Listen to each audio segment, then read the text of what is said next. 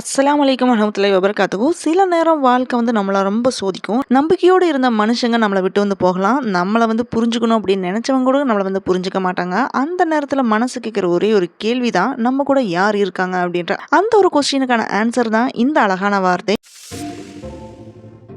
அல்லாஹு ஹஸ்புனா. அப்படின்னா அல்லாஹ் ஒருவன் இருந்தா மட்டும் போதும். புரியிற மாதிரி சொல்லணும்னு பாத்தீங்கன்னா, அல்லாவே நமக்கு போதுமானவன். அப்படி இல்லைன்னா ஹஸ்பன் அல்லாஹு வனமல் வக்கீல். இது ஃபுல் துவா. அல்லாவே நமக்கு போதுமானவன், அவன் மிக சிறந்த பாதுகாவலன் அப்படின்னு அர்த்தம். மன அழுத்தம், கஷ்டம், கவலை, பயம், சோதனை இந்த மாதிரி எல்லாம் வர்ற டைம்ல நெகட்டிவ் சுச்சுவேஷன்ஸ் எல்லாமே வரும்போது எதிரிகளோட சதித்திட்டம் அப்ப நம்ம மனசு துணிஞ்சு என்கரேஜிங்கா இருக்கும். அல்லாஹ் நமக்கு ப்ரொடெக்ஷன் கொடுப்பான் அப்படின்ற நம்பிக்கை தான் இந்த துவா சொல்றதுனால நமக்கு கன்ஃபார்மா இருக்கலாம்.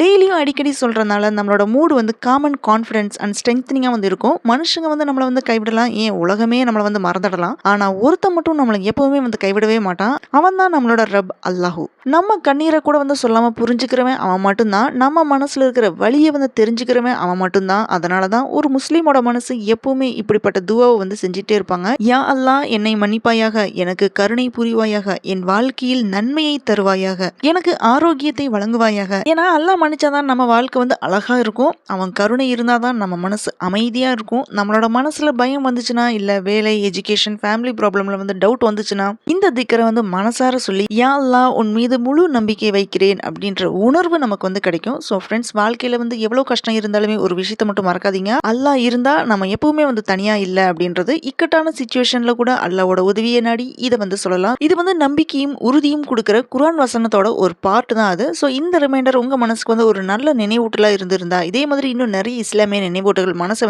டச் பண்ற வார்த்தைகளை கேட்கணும்னா நம்ம சேனலை சப்ஸ்கிரைப் பண்ணிட்டு எங்களோட சேர்ந்துருங்க. இன்ஷா அல்லாஹ், அல்லாஹ் நம்ம எல்லோரையும் நேரான பாதையில் நடத்துவானாக. ஆமீன். அஸ்ஸலாமு அலைக்கும் வரஹ்மத்துல்லாஹி வபரகாத்துஹு.